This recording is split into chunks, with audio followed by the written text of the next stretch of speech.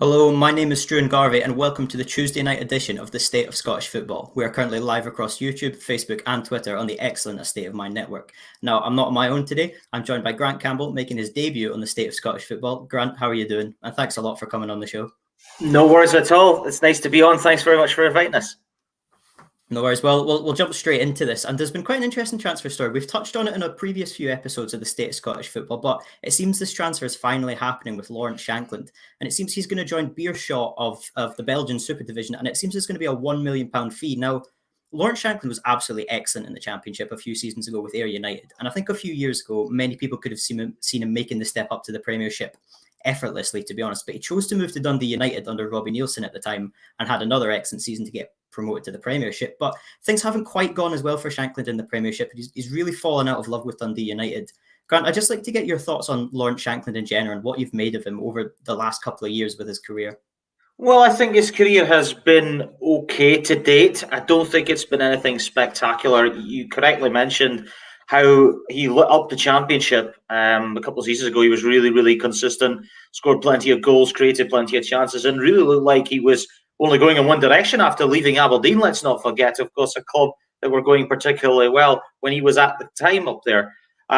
Since he's come back to the Premiership, I thought in the system when he was under Mickey Mellon at Dundee United, it maybe didn't suit him a little bit. You know, you had guys like Nicky Clark, you had Mark McNulty last season. I think there was going to be a lot of pressure on Shankland to score a lot of goals. I think he only managed just shy of double figures last season under Mellon. I don't think perhaps the system has worked the best for Shankland, but I'm not sure what the best system would be for him. And I think the opportunity to go abroad might be an interesting sort of sidestep in his career. We've seen it with a few players in the past and still currently, obviously, a little bit further back the team with people like Aaron Hickey, of course, going to Bologna, for example, being an option. It could revitalise his Scotland chances a little bit. You know, I'm of the opinion that he's on the boundary for just breaking into the Scotland squad. I wouldn't say he would knuckle down a place, but I think he would be certainly in a pool of players to select from. I do think his career has stagnated a little bit and does need to kick on. So I think Dundee United, you know, if the deal goes through, I think we'll get a good bit of benefit from it.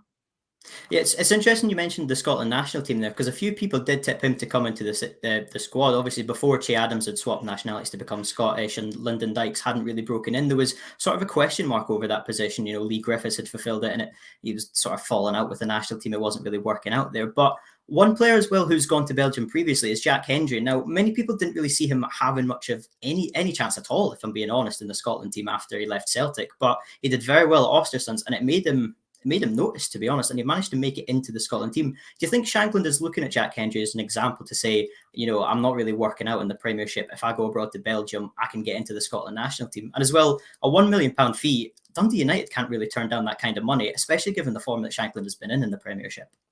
I think it's a big opportunity for him. You mentioned, obviously, Jack Hendry. At Ostend, he was really strong there. Obviously, really kicked on well in his career. And obviously, that gave him that revitalisation to be selected by Steve Clarke on the Scotland stage, obviously, at this year's European Championships. I think for Shankland, as I mentioned earlier on, Struan, I think it's important that, you know, he gets consistent game time. You know, I think he needs to be hitting the ground running. I think it's an opportunity for him to learn a new culture. I think more and more, a lot of British-based players are taking this opportunity to move abroad. I mean, not just Scottish-based players, but other players in England, Wales, and Northern Ireland are taking this opportunity to go abroad as well, to kind of see a new culture, see a new identity over in Europe or elsewhere in the world, and maybe try and learn a few more tricks of the trade.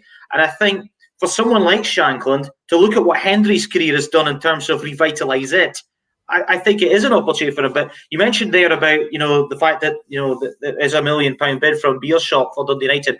I don't think a club like Dundee United can afford to turn that down. You know, I think I think it was a couple of seasons ago he was being linked with a move to the Championship.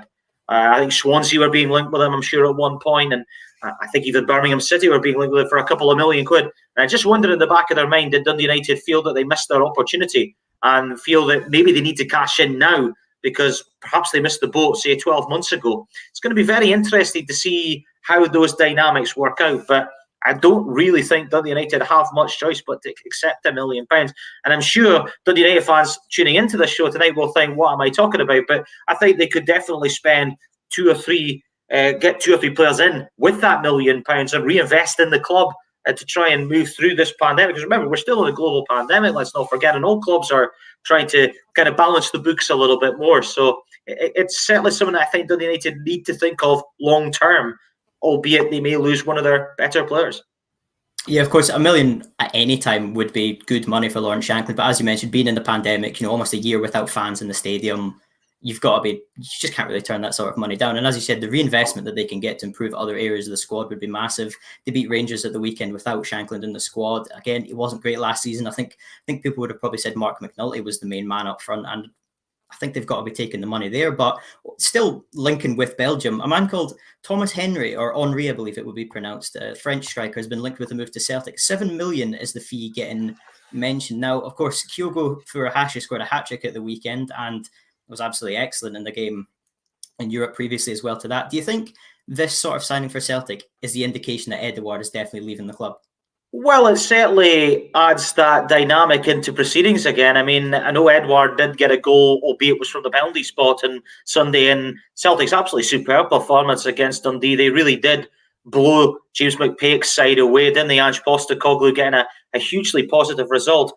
I think Thomas Henry gives Celtic potentially another option. I mean, his stats speak for themselves. He scored 21 goals in 31 matches last season. He's already got 3 and 3 this term. He is a fiery character. He has been sent off a couple of times in his career.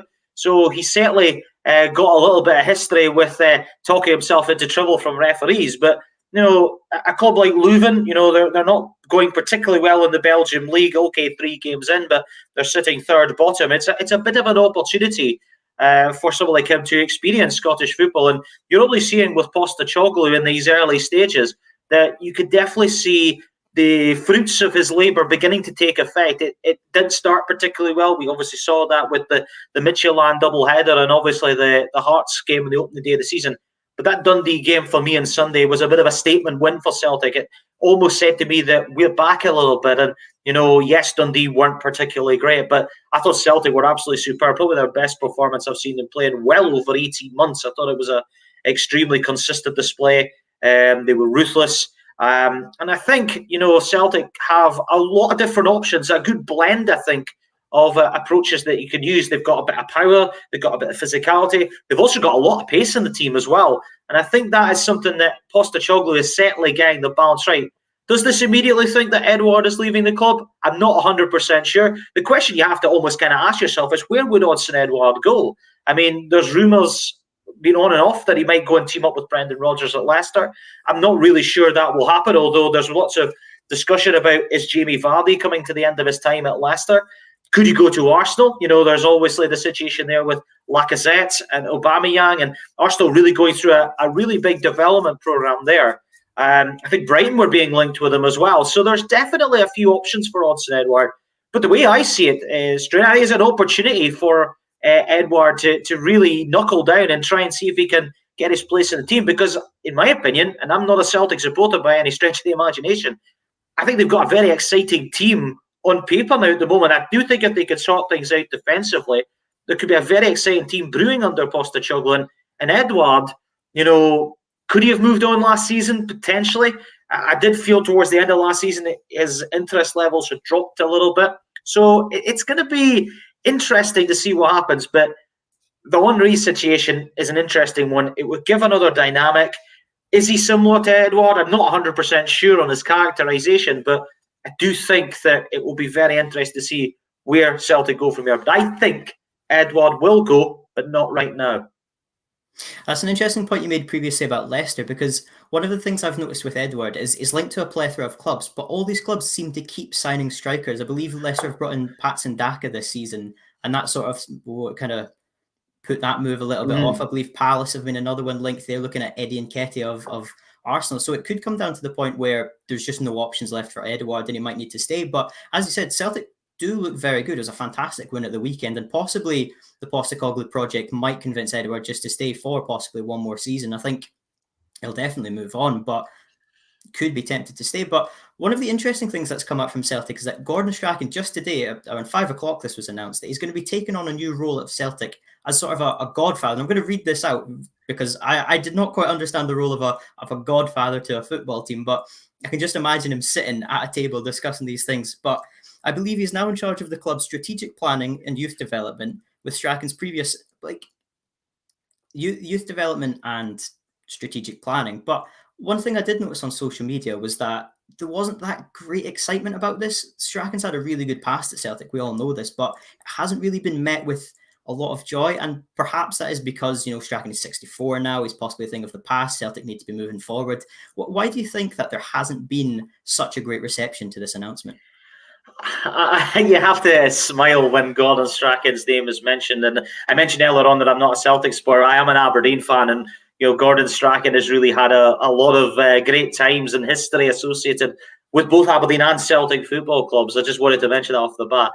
I'm not really sure, to be honest. I think it's a bit of a bizarre turn of events. It seems a little bit of a backward step by Celtic. You look at what's happened, obviously, in the past with Neil Lennon and all the situation that's gone there. And when Postecoglou come in, he's slowly but surely been starting to implement his own ideas.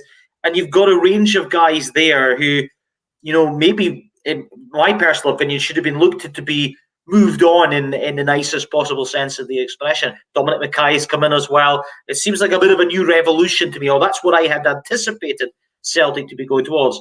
This situation with Strachan almost is a bit of a hypocrisy sort of move here. It's a bit of a bizarre turn of events. It's almost like, it's ironic in the sense, because we're wanting to create this new product, but actually we'll try and get someone else back who knows the DNA of Celtic Football Club.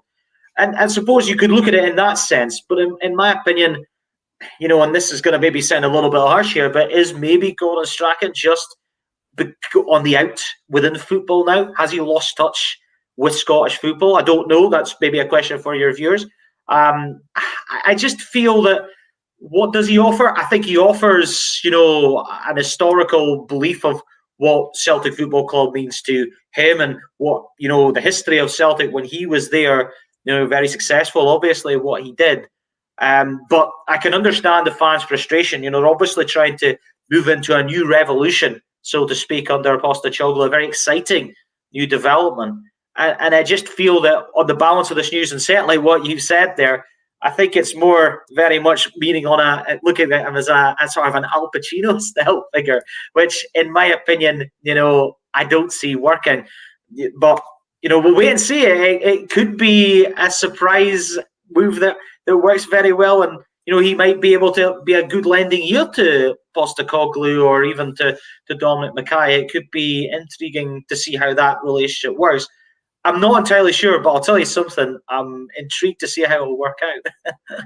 I think you mentioned there as well the role. I sometimes struggle to understand sort of the football tree of the roles in the club, from the chairman down to the manager, your sporting directors, your technical directors. But a godfather is just a completely new one, and I absolutely love it. I love the fact that a club has a godfather role, and I think you want that to be sort of an older, experienced head. Somebody who's sort of been at the club and had that success. But Mackay has spoken about modernising Celtic, and to me, this move doesn't exactly suggest that. Gordon Strachan, as I said, he's 64. It's not quite a modern move. Would you agree with that? It's got Roy Hodgson vibes about it. When Roy Hodgson was at Crystal Palace, and I said to many people on other podcast outlets, Roy Hodgson's a good manager. Obviously, done it, been there, seen it, done it with a range of clubs across Europe. But I always felt that he was coming towards the end of his time, and you kind of know at the end of your time where you feel like, right, I've done all I can, I should bow out gracefully. That's what I feel that Strachan should do. I think he should bow out gracefully. I think, he's done a lot of good things for the Scottish game. I thought as international manager, he offered a very different dynamic with Scotland. I personally wasn't for him as Scotland manager, but he did better than I expected him to do, put it that way. But what I will say about Strachan is his legacy is in danger of being tarnished by going back to Celtic in this role. And the role that is coined there is very vague to me. I don't know where his role fits in Celtic structure. Is it a voice that is, kind of looked down on the club? Is he going to be working much more closely with the board? Is he going to be a go-to between the board and Postecoglou? We don't know. It's all very vague to me and bizarre to me. I don't know. Maybe your viewers will have an opinion on that, but I think it's a very strange series of events. It's definitely not one that I expected. I think personally, I think he will do well in this. He's got a pretty good track record, but at the same time, I'm just not really sure on the role, to the fact where I know exactly what's going to happen. But one of the interesting things, we've spoken about the Postecoglou system and how he's come into Celtic, and with Eddie Howe, it sort of seemed like he was going to get to choose his staff and the whole setup. But with Postecoglou, it doesn't always seem like his choices. I think about Joe Hart as the goalkeeper, and there are so many questions when that first got linked, because Postecoglou likes to play out from the back. Pep Guardiola, who let go of Joe Hart, sold him because he wanted to play out from the back, and he didn't think Joe Hart was capable of that. And many people questioned whether Joe Hart was even a Postecoglou signing, because that was what I was going to ask you. Is Joe Hart a Postecoglou signing, or is it being linked by Peter Lawwell or Dominic Mackay? I'm not sure. It doesn't seem like a Postecoglou signing to me. It's an interesting one, and I feel Strachan's perhaps the same. I don't know how much of an input he's had on this, or if it's perhaps the club. Obviously, his son associated with Celtic recently as well, of course. So it's quite hard to say. Do you think Strachan is a Postecoglou appointment, or do you think the club have been planning this for possibly a number of years, and they've thought that now is the time? He's maybe not wanting to go into another managerial gig at the moment, and perhaps this is the best opportunity for him and Celtic, of course. You know the way I view this move, actually, and I've got a really good analogy for this. It's like being an honorary doctorate of a university. You've effectively got a doctorate at a university. You haven't even studied the subject, but you have been given an honor of an organization or a university that you have a close association with. That's the way I sort of approach this situation with Strachan. I don't think this is anything to do with Postecoglou at all. I'm pretty convinced about that. Is Dominic Mackay at the heart of that? Perhaps. Again, I'm not convinced.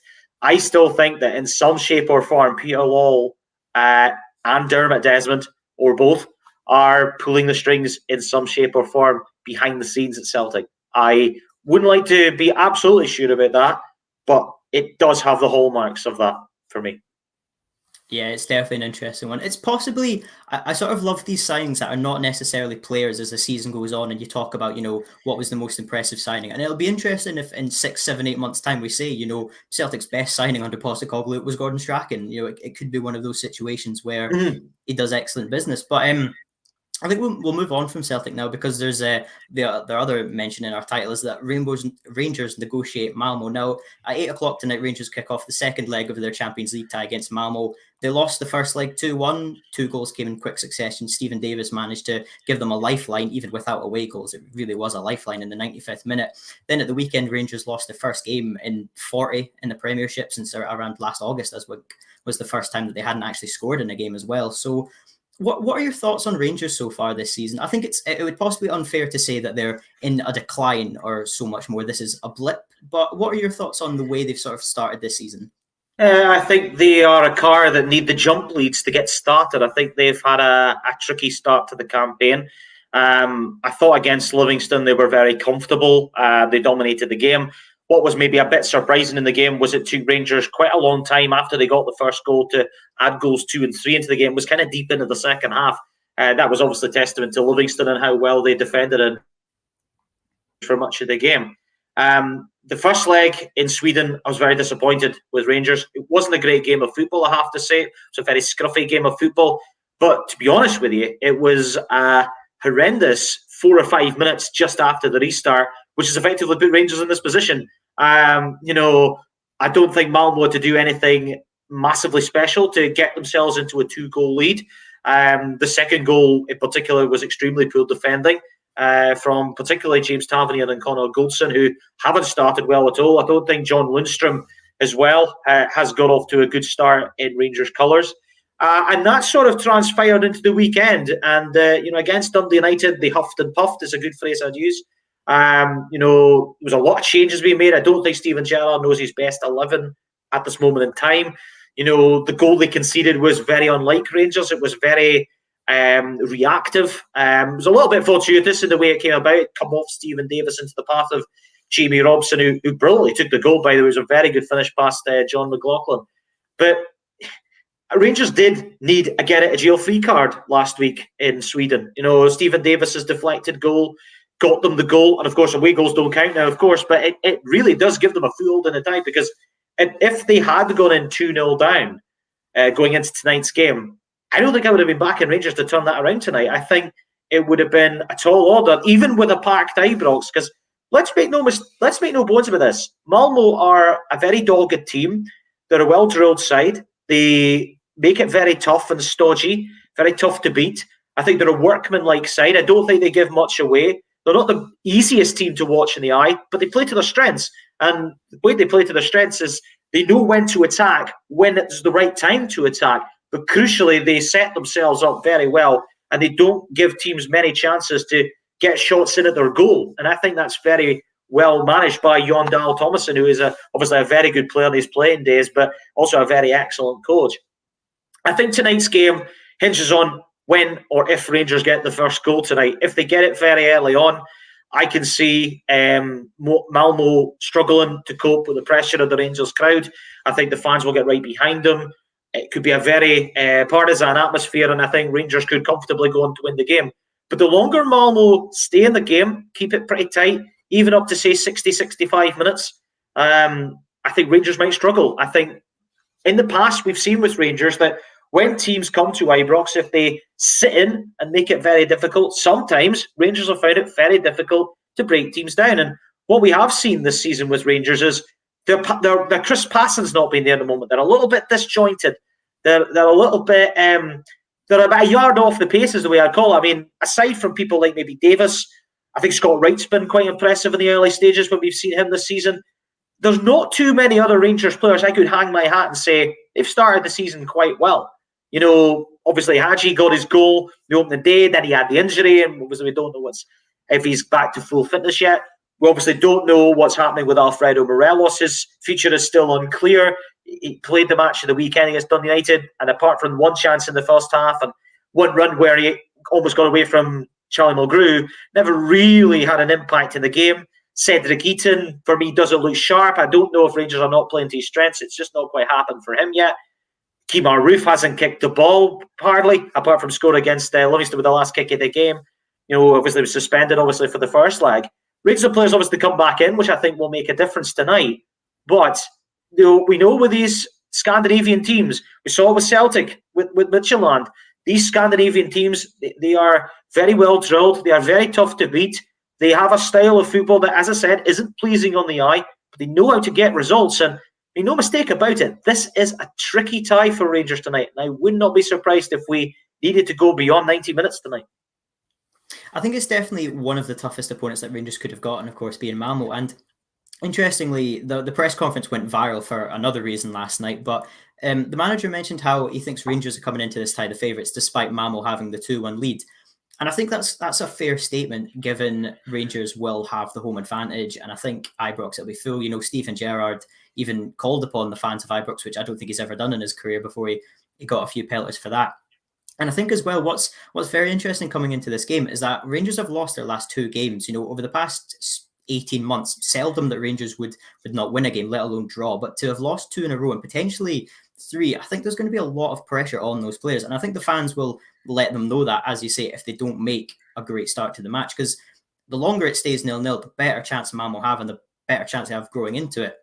One of the players that I wanted to touch on, though, was Alfredo Morelos, because obviously he's come back in a little bit later to the season. He was Copa America with Colombia. I'm not sure how much he featured in that tournament, but he's not made the quickest of starts this season, of course, coming in. But I think he played against Dundee United sort of to get him up to speed, because I think this is one of those games that potentially is built for him. He's got the experience. He's done well for Rangers in the Europa League previously. Do you think he's someone who Rangers will rely on as the main man in this game, particularly with such a difficult opposition, in terms of if they sit back and hold on, Rangers need to score. They can't let it sit for any length of time. So they need him to have his shooting boots on and get goals quickly. I'll be surprised if Alfredo Morelos doesn't start tonight. That's the first statement I want to make. I think Rangers have to win tonight. Steven Gerrard is a very proud man. He'll want Rangers to be at the top table of European football. Champions League football means everything to Rangers supporters. They've seen their bitter rivals be in Europe season upon season when they were going through their troubles down the leagues. And for Rangers to get back to the Champions League group stages would be a phenomenal achievement. But Morelos is a massive player. I think what you saw in the Malmö game in the first leg, Cedric Eaton is a powerful figure, but he doesn't have that tenacious kind of Jack Russell Terrier style play that Morelos has. He's just a thorn in the side for defenders. He just loves to wind up defenders. I mean, defenders like to wind him up, of course, but he is a Marmite character. He does like to thread on the wrong side of a red card more often than not, as we know. But he is a match winner. He's a goal scorer, and there is no doubt that if Rangers want to have any chance of getting through tonight, Morelos is going to be absolutely key. But he's not going to be the key man tonight. I think it's got to be a team performance is going to get Rangers over the line tonight. I think defensively they've got to be very strong. I think in midfield they have to be far more dynamic than they have been in the early stages of this season because they've looked very flat. I think they've relied on Stephen Davis at the age of, what is he now, mid-30s, to dictate play. As great a player as Stephen Davis is, he isn't getting any younger. I think Rangers are really missing Ryan Shack at the moment, by the way. I think he is a massive, massive player in that midfield, and I think when he comes back, I do think Rangers will be a better team for that. But I think it's a big night for people like Joe Aribo to step up. If Roof plays tonight, I don't know if he's back from suspension. It's a big opportunity for him to kind of rewrite the wrongs of what happened during that Slavia Prague game last year. It's an opportunity for him to rediscover his form as well. This is an opportunity for Rangers to kickstart their season tonight. If they win tonight, for me, their season kickstarts. Yes, you could say the opening day win helps, and they haven't. They obviously they're off the board in that regard. But having lost to the weekend, the momentum is gone. They've lost that record of 41 straight wins. When you lose a big record like that, very similar to what happened with Arsenal down south in that time when they were the Invincibles, and then Manchester United ended their run. It's the next couple of games after that is what makes good teams. It's about responding. Tonight is where Rangers have to respond. If they don't respond, this is where I would have massive, massive concerns. Not just for the rest of the European campaign, because obviously they drop into the Europa League if they lose tonight, but going into the league season as a whole, because you're only seeing your Glasgow rivals on the other side of the city just thrashed them these 6-0 at the weekend. Now, I know it's only one game, but it looks like they're beginning to find their feet after a rocky last few months. Rangers fans might be getting a little bit worried, because remember, the Old Firm derby isn't too far away, and with Rangers and Celtic already losing a game so far this season, nobody wants to go into that game knowing that if they lose a second game or even a third game by that point, after that certain amount of games, already playing catch-up. But it's a huge tie tonight. Morelos is a big player, but it's a team performance for me that's going to be even more crucial for Rangers this evening.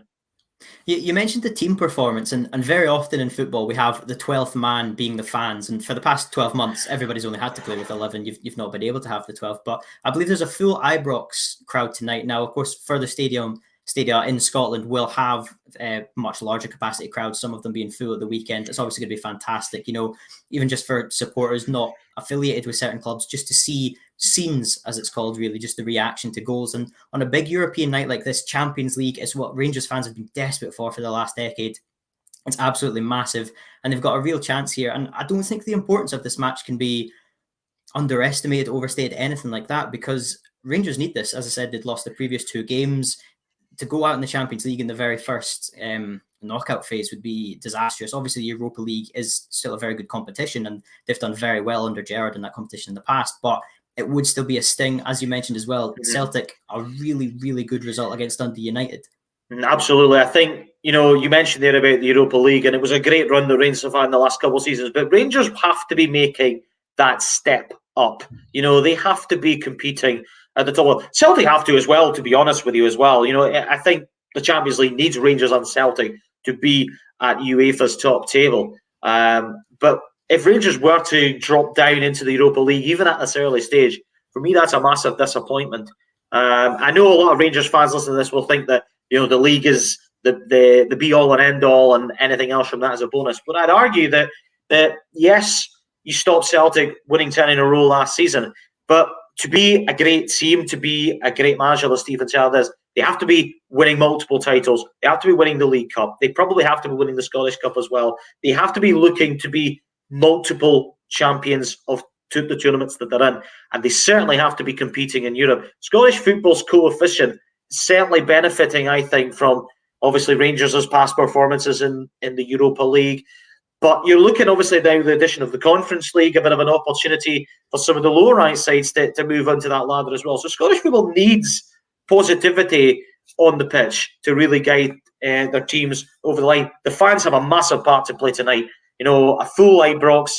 I remember growing up watching Champions League games in my younger days in the early 2000s when Rangers were playing the likes of Galatasaray and Monaco and Sturm Graz at home in full Rangers fans filling out Ibrox. And the atmosphere was sensational, and obviously played teams like PSV, Man United, etc. in the past. Rangers fans want to see their club in the Champions League group stages. Tonight is a tricky game and a tie. If they want to play in the Champions League, they have to be negotiating, in my opinion. Definitely. I think as well from the players' point of view, there's a lot of interest. One of them that's popped up quite a few times is Ryan Kent getting linked with Leeds. And there's been other members of that team. I'm sure one of the reasons that they want to stay at Rangers and play is Champions League football. So to go out, I think potentially, I think disastrous is possibly too strong a word. But at the same time, I think it's possibly the best one to sum up the situation. But what's excellent about this season is that there's 5 Scottish teams currently in European football still in. We've touched on Rangers there. We'll briefly touch on Celtic because I think Celtic are the most assured result from the 5 teams. They, of course, had a 4-2 victory over Jablonec over in the Czech Republic, really strong victory, 2 silly goals given away. They're coming to Parkhead this week, and again, as we mentioned, full crowd. Do you expect Celtic to see this one out, so to speak? Are they already through? Can they just put out not a weaker team, but not need to put all the big hitters out straight away, and should be able to advance into the next stage? I think they need to put in a competent performance. They've just come off the back of a thumping victory against Dundee. They've got a good bit of momentum, and I'm pretty convinced that Postecoglou will want to make sure that momentum is maintained and even improved upon on Sunday. It was a very impressive performance. I watched the full match against Jablonec, and I thought going forward, Celtic were very, very exciting to watch. Ryan Christie looks a man reborn so far this season, which pains me to say that because I obviously played for Aberdeen for a period of time. But I think Furuhashi looks very sharp. Abada's looked very impressive in the early stages for Celtic. And James Forrest has found a bit of form as well. And I'm a big critic of James Forrest. I think sometimes he flatters to deceive on numerous occasions. But I do feel that when he's at his best, he can be a big, big player for Celtic. And no mistake about it, Celtic will want to put a marker down tonight because obviously tomorrow on Thursday night, because obviously they've got Alkmaar potentially waiting in the next round, which will be a step up. Alkmaar aren't a bad side. I think Jablonec are a very poor team. I was very disappointed with the way they played in the first leg, particularly in the first half of that game. Celtic will get chances, but I think they'll want to put in a really competent display, really kind of run out comfortable winners, 2 or 3-0, something like that, to put a marker down and say, look, yes, we've had our blip, but we're still a good side. We can still compete, and nobody will want to draw us. And I think that's very important. Yeah, I think a statement victory, as you said, could be absolutely massive. They've already won, but to just prove we can do even more than we have, I think would be absolutely massive. I think it's a big game as well for the Celtic defence. Joe Hart had a bit of a sketchy debut, in my opinion, against Jablonec. I thought, particularly for the second goal, his positioning was all wrong. He was trying to come out and thought he would get there, didn't get there, and of course I think it was Malinsky chipped the goalkeeper, and that was put it back to 3-2. And had it gone to 3-2, it might have been a little bit more sketchy coming into this game on Thursday. But I think it's a big night for guys like Starfelt, still finding his feet in at the club. You obviously have Anthony Ralston there, who's been finding a little bit of form after a pretty sketchy few years at Celtic.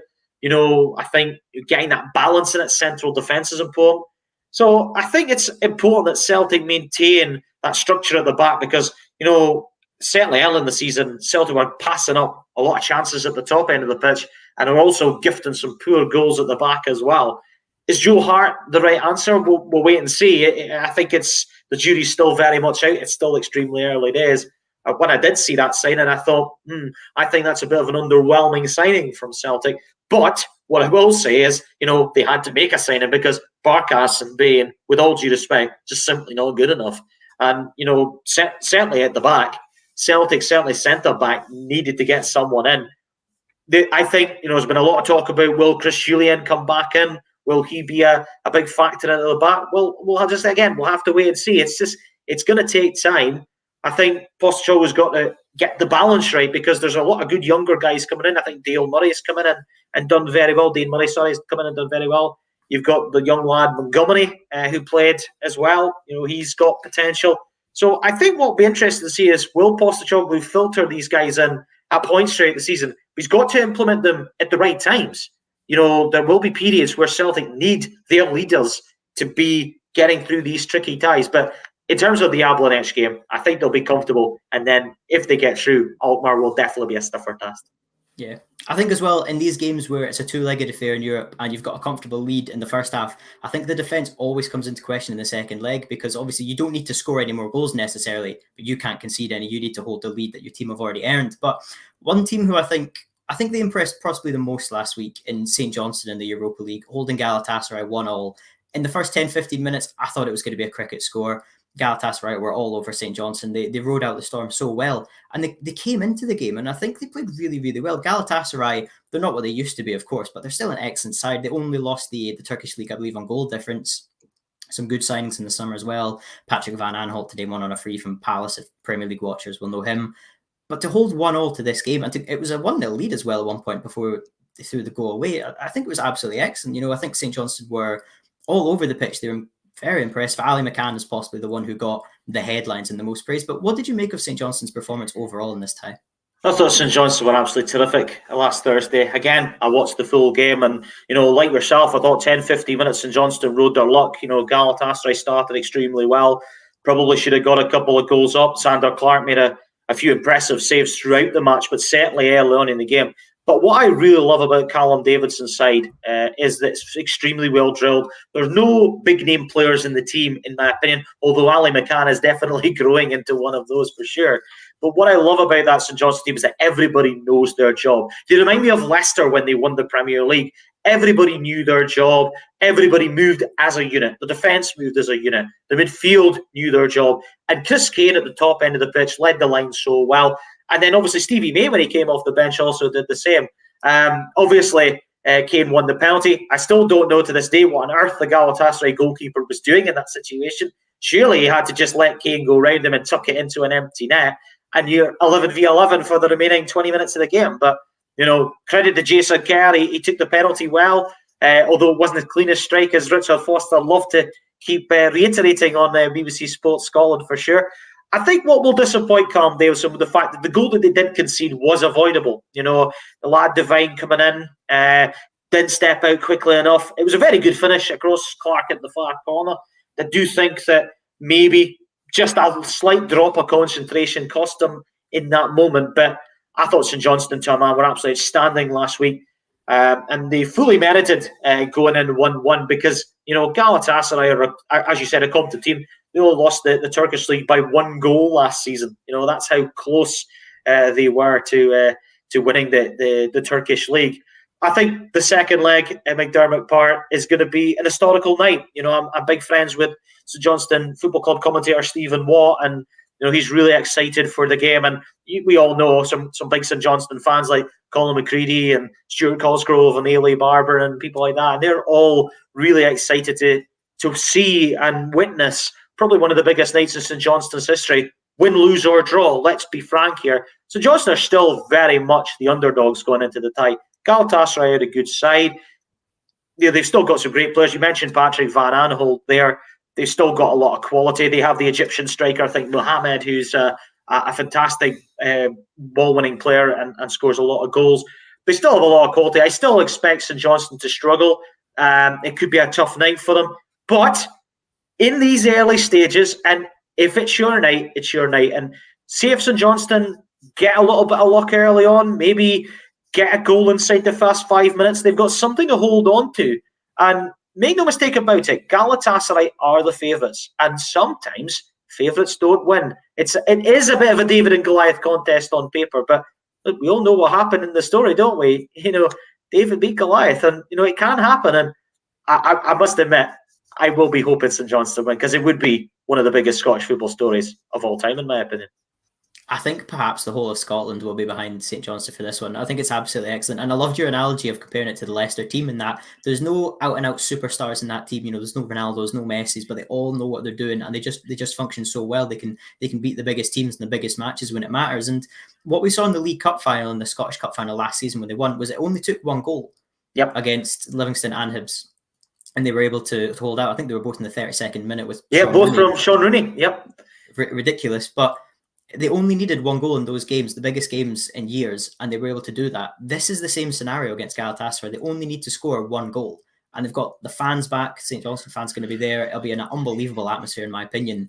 I don't really want to put you on the spot here as such, but can they do it again? Can they pull off that one goal? Of course, as you say, Galatasaray are the favourites going into this tie, but St Johnstone, they just need that one. I mean, it would be... I'd love it so much if it is Sean Rooney again. It's some 89th minute corner or something like that, last minute, just to see the fans' reaction to that. I have a massive heart, and my big heart wants St Johnstone to do it.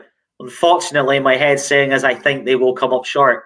I really, really, really hope I'm wrong with that, because I think it would be a sensational story if they did get through. Come on, Sainties, but I think Galatasaray will sneak through.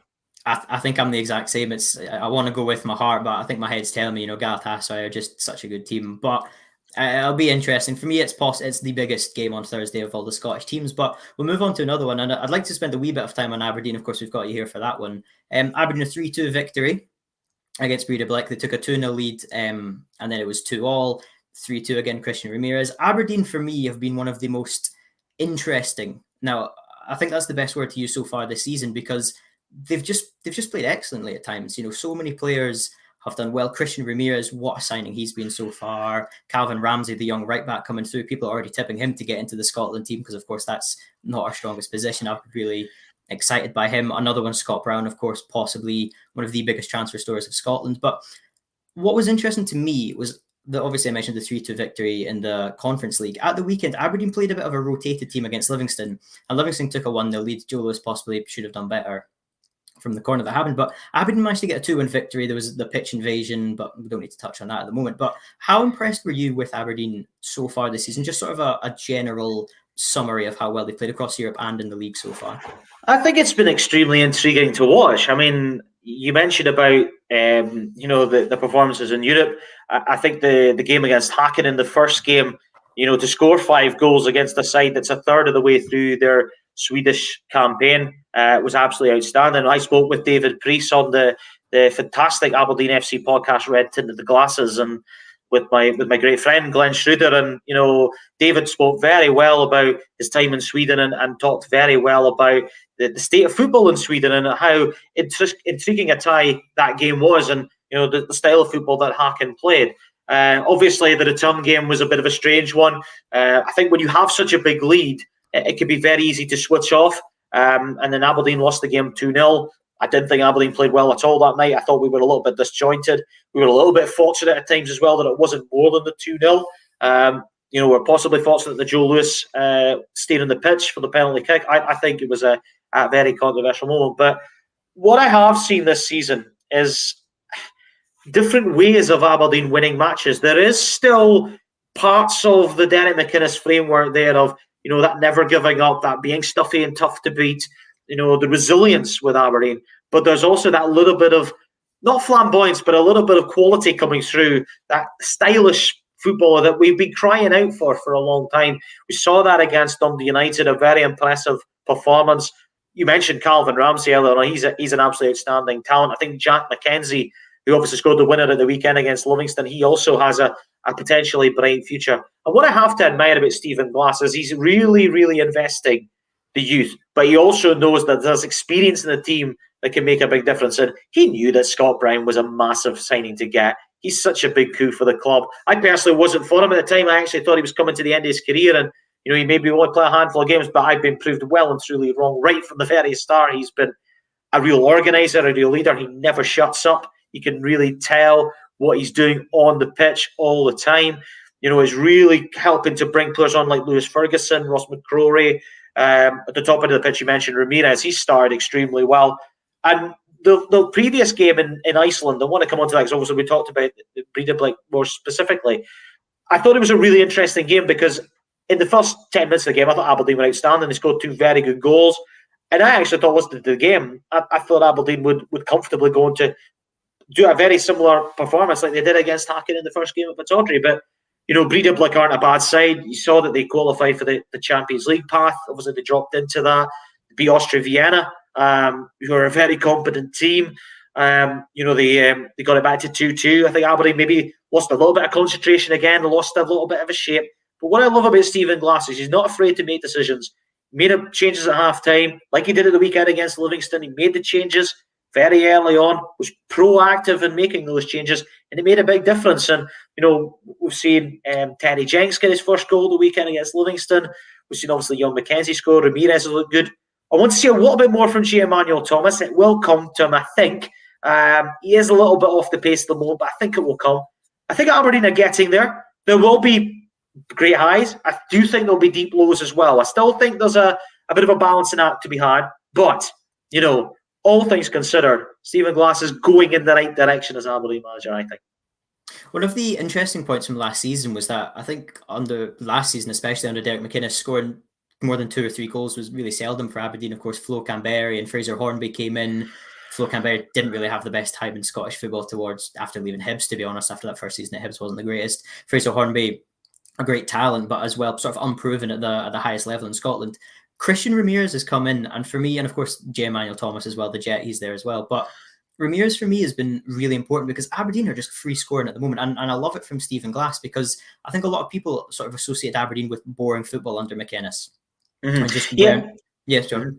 No. I think you're absolutely right. I think we have got a new dynamic under us. I think we are learning to be a little bit more courageous in the ball.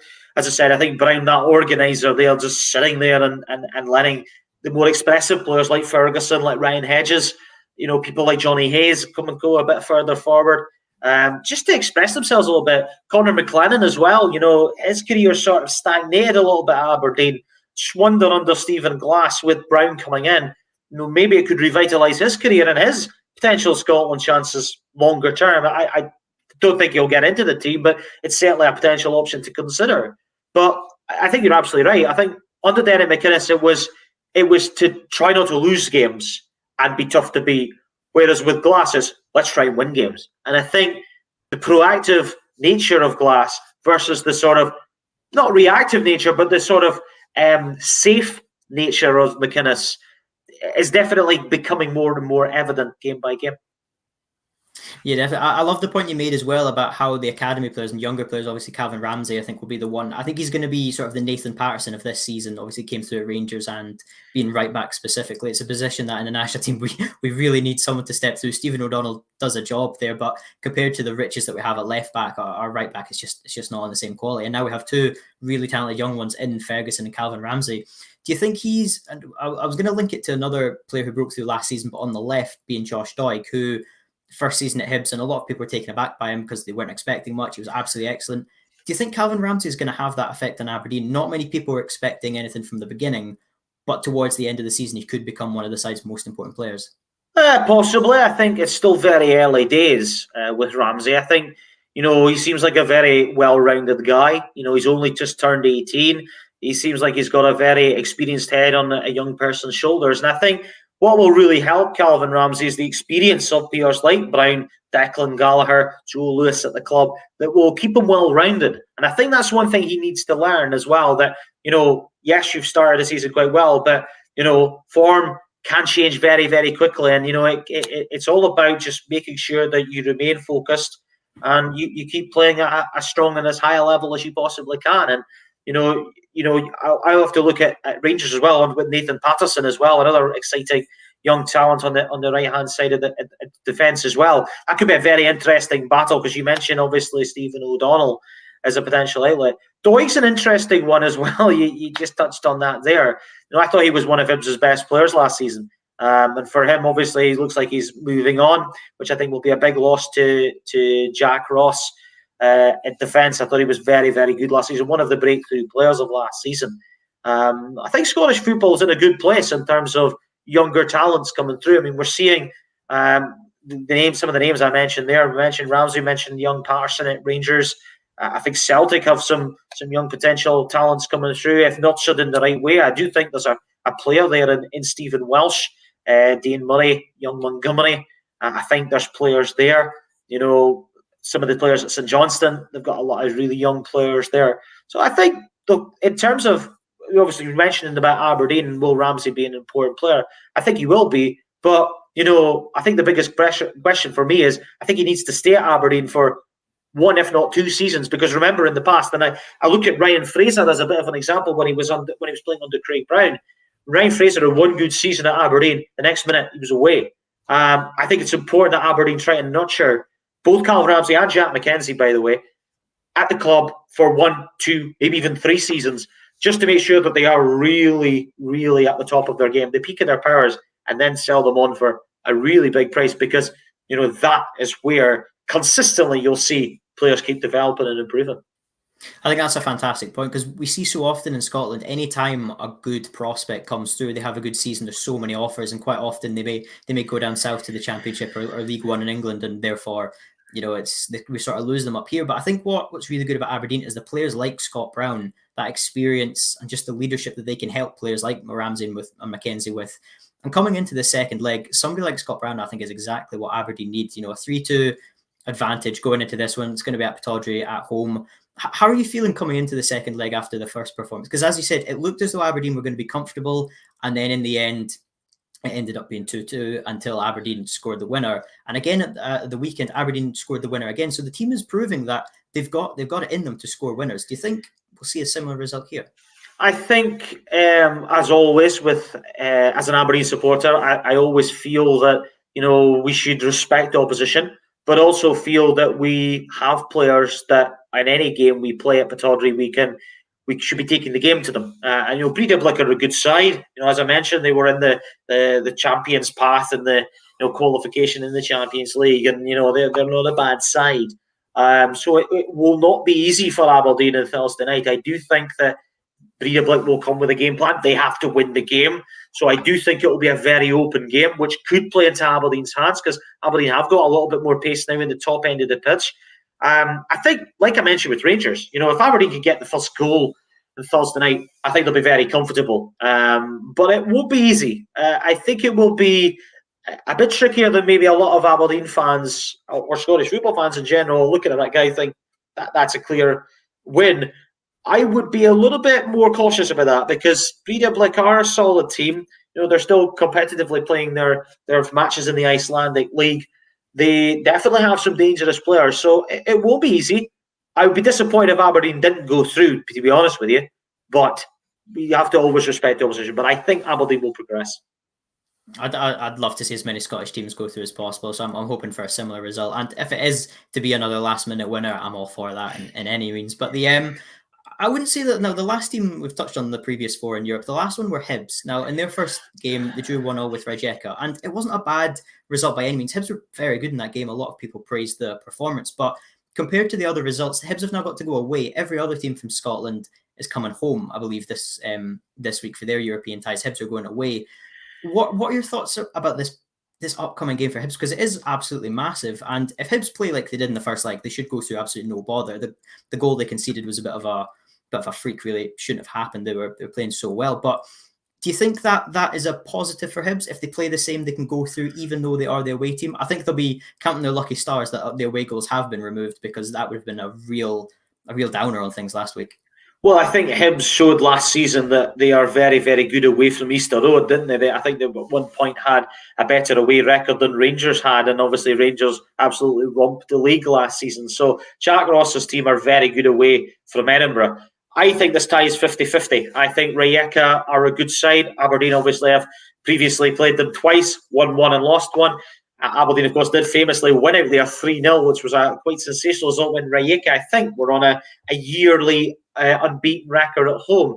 So this is a tricky tie for Hibs. Make no mistake about that. I do think this is a 50-50 game. What I will say with Hibs is I do think their victory against Ross County on Sunday was the perfect tonic. They had the game won before half-time.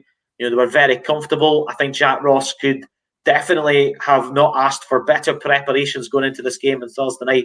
The only disappointment for Hibs was obviously the fact that Kevin Nisbet didn't play at the weekend. He is a big player for Hibs. He is a goal scorer. as good as Christian Doidge is, I do think that Kevin Nisbet is much more consistent. I do feel that in the right system, I think he can score well into 15, 20 goals a season. I think Boyle's a match winner on his day. I think he's just absolutely superb when he gets forward. I think there's a bit more bite in that Hibs midfield. I think young McGuinness has been a great signing for Hibs. Young Daniel Mackay's come in and also looked pretty sharp as well. Probably could have won the game at that late chance at Easter Road. The question for me is always with Hibs is defensively. I do think at times Hibs can be a little bit lackluster defensively. I do think Ryan Porteous and Paul Hanlon, as good players as they are, do have mistakes in their game.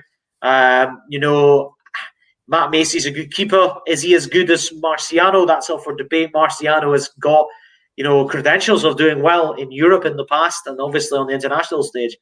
I think it's a 50-50 tie.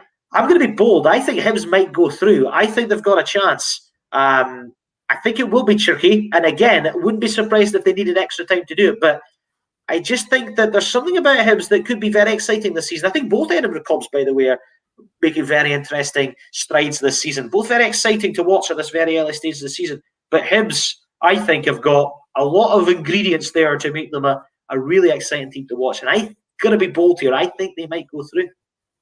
I'd absolutely love that. I'm giving away my allegiances here as a Hibs fan, but I would absolutely love a victory there. And of course, you mentioned Marciano no longer being with the club and how good he can be internationally. We've seen that in Scotland. We play Israel in every single tournament, so we faced him many times. Of course, he's gotten a move to Feyenoord, so I think he'll be very happy. But I think Matt Macy has been good to start off with. He's not really had too many mistakes. I think he's been pretty solid at times. And of course, Kevin Dabrowski as well, the younger goalkeeper coming through. I think Hibs have got two good options there. Sometimes you might say that's a bad thing, having two very good goalkeepers, but I think given how much Marciano was important to the side, having two good options coming through, two youngish keepers as well, I think that can definitely benefit the team. But as you mentioned there, the defence in the first leg, I think the fullbacks were possibly the most criticised players, Stevenson, McGinn. They weren't on top. But do you think that might be the issue where Hibs slip up the season is in the defence?